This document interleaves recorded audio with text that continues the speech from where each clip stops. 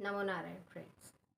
आज का हमारा विषय है कि गृहस्थ जीवन किस प्रकार से होना चाहिए। गृहस्थ जीवन में ऐसी क्या बातें होती हैं जिनको फॉलो करने से हमारा गृहस्थ जीवन सुखमय बना रहता है। देखिए, गृहस्थ जीवन यानी मोक्ष प्राप्ति का एक मार्ग बताया गया है। शास्त्रों में लिखा है कि गृहस्थ जीवन हमें इसलिए दिया जाता है कि आप जितनी भी सारी प्रक्रियाएं हैं जो प्रकृति से जुड़ी है या परमेश्वर द्वारा बनाई गई हैं, उन सारी चीज़ों को करते हुए आपको जीवन यापन करना होता है, तभी आपके लिए मोक्ष के द्वार खुलते हैं। तो पारिवारिक जीवन किस प्रकार से होना चाहिए, इसके विषय में बताया गया है कि जो दायित्व परमेश्वर द्वारा हमें दिए गए हैं, यानी हमारे पारिवारिक जीवन में जितने भी दायित्व हैं जो हमें परमेश्वर ने एक कार्य स्वरूप दिया है, जिसे हम कर्म की संज्ञा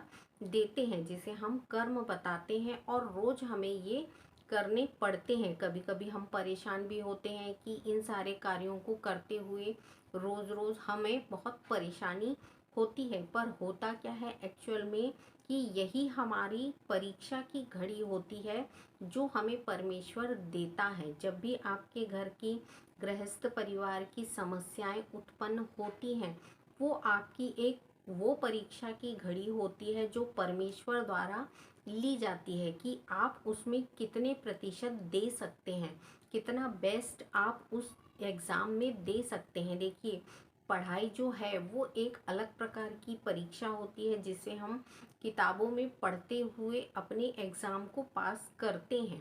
पर गृहस्थ जीवन एक ऐसा जीवन है कि आपको इसका एक्सपीरियंस कब आता है, जब आप इसे सावधानी से करते हुए आगे बढ़ते रहते हैं। आपको इसमें फोकस अपने परिवार के साथ साथ अपने जितने भी आसपास की व्यवस्था है उस पर रखना पड़ता है। यदि प्रकृति के नियम समझेंगे तो आपको गृहस्थ जीवन में ऐसा बहुत कुछ सीखने को मिलता है कि हम अपने जीवन को इनसे संवार सकते हैं। देखिए, हमेशा लोगों का फोकस क्या होता है कि हमें अच्छी फैमिली नहीं मिली, अच्छे लोग नहीं मिले, पर हम ये फोकस नहीं करते कि जो उन लोगों के पास है क्या उतना हम में है। इस प्रकार का यदि हम फोकस करने लगे कि जितनी भी उन्होंने लाइफ की है, यानी हमारे जितने भी गृहस्थ जीवन के सदस्य हैं, यानी हमारी फैमिली में जितने सदस्य हैं, क्या उनके हिसाब के गुण हमारे पास हैं, नहीं है, तो हम उनसे सीखने का प्रयत्न करें।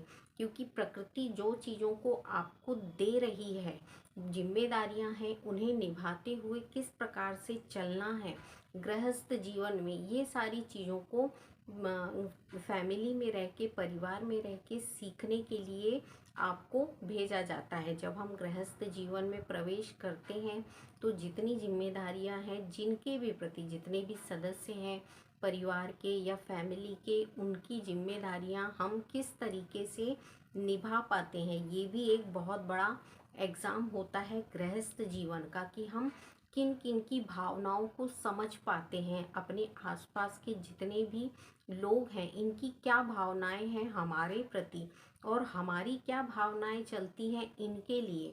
इस प्रकार की जब हम अपने मन में, दिमाग में सारी चीज़ों की व्यवस्था समझने लगते हैं कि प्रकृति हमें इन सारी चीज़ों को सिखा रही है, तो हमें गृहस्थ जीवन बोझ नहीं लगता। तब हम सीखने के उद्देश्य से इन चीज़ों को सीखने लगते हैं। तो मैंने हमेशा कहा है कि अपने जीवन में सीखने की भावना को हमेशा प्रबल रखिए। आपकी पढ़ाई हो गई है तो आपकी एग्ज़ाम ख़त्म, ऐसा मत सोचिए। जब आप गृहस्थ जीवन में प्रवेश करते हैं तो हर दिन आपकी एक परीक्षा होती है, चाहे वो आपके खाना बनाने से लेके गृहस्थ जीवन के हर फैमिली मेंबर को निभाने से लेकर आपकी क्या सोच चल रही है, आपकी क्या प्रतिक्रियाएं होती हैं हर परिवार के लोगों के लिए, यानी जितने भी मेंबर हैं उनके लिए। इन सारी चीज़ों की एग्ज़ाम परीक्षा प्रकृति आपसे लेती रहती है। हमेशा ध्यान रखिए कि परमेश्वर जो है वो एनी टाइम आपको वॉच करते हैं कि आपका बिहेवियर अगले के प्रति किस प्रकार का है। गृहस्थ जीवन में यूनिटी बना के रखना यानी एक दूसरे की भावनाओं को समझना और एक दूसरे की भावनाओं का सम्मान करते हुए हमें अपने गृहस्थ जीवन को आगे बढ़ाना होता है। तो हमारा जो मोटिवेशन रहता है कि हमें अपने गृहस्थ जीवन को सुखमय कैसे बनाना चाहिए, तो सबसे पहले तो ये सोचना छोड़ दें कि मैं बाहर से आई हूँ या मेरे लिए फैमिली नई है। नया कुछ भी नहीं होता, इंसान वहाँ भी होते हैं, इंसान यहाँ भी होते हैं, नेचर वहाँ भी सबके अलग होते हैं, नेचर यहाँ भी सबके अलग और डिफरेंट होते हैं। मेन क्या होता है, जब हम प्रकृति के साथ उनके नियमों को फॉलो करना शुरू करते हैं और एक स्थान से दूसरे स्थान पे जाते हैं और वहाँ के नियमों को बदला हुआ पाते हैं, तो हम एडजस्ट नहीं कर पाते। हमें एडजस्ट करने के लिए कुछ समय चाहिए होता है। ये प्रकृति के नियम है, जैसे जैसे आप इन्हें सीखते जाते हैं तो प्रकृति आपको ये सारे गुण देती जाती है।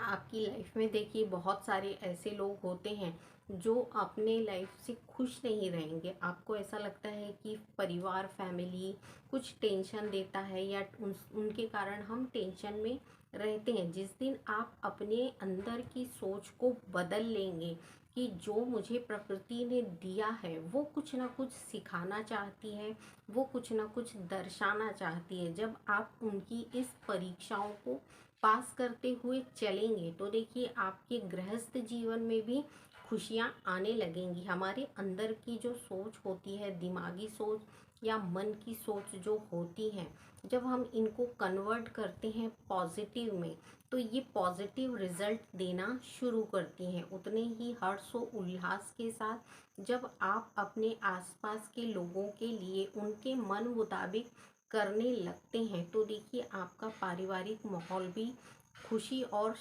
समृद्धि से भर जाता है। जब तक हम लोगों की फीलिंग को समझते नहीं तब तक हमें ये पता नहीं चलता कि हमारे सुख कहाँ से आएंगे। जिस दिन हम उनके जो व्यवहार हैं उनके कारण को समझ लेते हैं कि इस प्रकार के व्यवहार हो रहे हैं तो इसका कारण क्या है, जब हम उस कारण को समझ लेते हैं तो हम उसे सुधारने की कोशिश करते हैं। जब हम सुधार लेते हैं तो हमारे घर का माहौल जो है, एटमॉस्फेयर जो है वो चेंज होने लगता है। तो गृहस्थ जीवन को सुखमय किस प्रकार से बनाया जा सकता है, यदि अपनी मन और आत्मा को हम शांत और पवित्र मन से देखें, आध्यात्म में बैठेंगे तो आप देखेंगे कि आपका मन जो है वो एक क्षण भी विचारों से मुक्त नहीं होता। अनेक प्रकार के विचार इसमें हमेशा अग्रसर रहते हैं। तो इन विचारों की रोकथाम कब कर सकते हैं हम,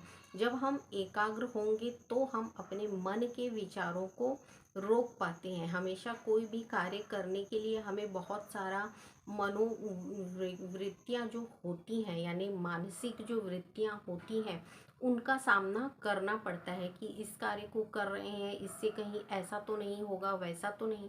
तो ये जो मन विकार होते हैं ये हमारे जो सकारात्मक विचार हैं उनको नकारात्मक में चेंज कर देते हैं, यानी बिल्कुल निगेटिव बनाना शुरू करते हैं। तो हमेशा अपने गृहस्थ जीवन में एक बात ध्यान रखिए, जो भी आपकी जिम्मेदारियां हैं उन्हें पवित्र मन से करते रहिए। आपके जितने भी सदस्य हैं या उनके जो भी विचार हैं उनको आपको सिर्फ सुनते हुए प्रकृति जो सिखा रही है उसको सीखते हुए हमें आगे बढ़ते रहना होता है। एक ना एक दिन समय ऐसा आता है कि प्रकृति सब कुछ आपके अनुकूल कर देती है।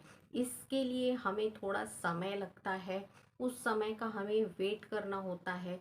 तो हमारे जो गृहस्थ जीवन की जितनी समस्याएं चलती हैं ये धीरे धीरे करके अपने आप ही सॉल्व हो जाती हैं, पर हमारा जो मन होता है वो विचलित होने का होता है। हमेशा छोटी छोटी सी प्रॉब्लम में भी हम इतने उद्देश्य में आ जाते हैं, हमारा जो टेंशन है वो बढ़ जाता है, हमारा जो द्वेष है वो बढ़ जाता है कि अपने साथ साथ अपने घर के जितने भी सदस्य हैं उनके ऊपर हमारा जो पावर है, यानी हमारे गुस्से का जितना पावर है वो निकलने लगता है, उनके साथ हमारी बहस हो जाती है। तो हमारे मन को शांत करने के लिए हमें यही समझाना होता है कि जो भी है वो समय के साथ चेंज होता है, क्योंकि हमेशा प्रकृति जो है वो चेंजेस लाती है। लाइफ में हो, प्रकृति में हो, आपके रहन सहन में हो, आपके बोलचाल में हो, आपके खान पान में हो। देखिए हर समय में बदलाव होता है। जब समय में बदलाव होता है तो आपके घर की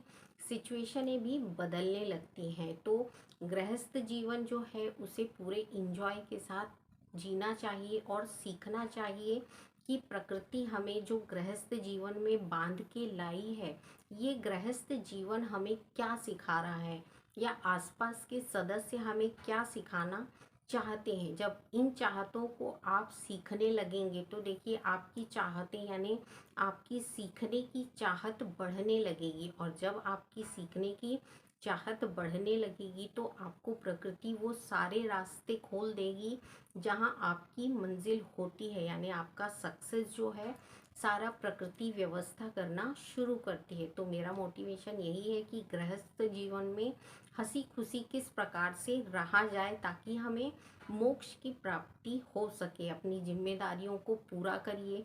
जिम्मेदारियों से भागने से प्रकृति को जो नियम व्यवस्था है उसमें गड़बड़ी होती है, और जब प्रकृति के नियमों में गड़बड़ी होती है तो ऑब्वियसली हमारी लाइफ में गड़बड़ी आना शुरू होती है। जब हम प्रकृति के अकॉर्डिंग चलना शुरू करते हैं, उनके दिए हुए जिम्मेदारियों को निभाना शुरू करते हैं हंसी खुशी प्रसन्न मन से, तो देखिए आपको पॉजिटिव रिजल्ट मिलना शुरू होंगे। आई होप कि आप समझ गए होंगे कि गृहस्थ जीवन की जिम्मेदारियों को हंसी खुशी आपको निभाना है, ताकि आपको लाइफ में आगे बढ़ने के लिए बहुत सारी चीज़ें सीखने को मिल सके। नेक्स्ट वीडियो में फिर मैं मिलूँगी, तब तक के लिए नमो नारायण।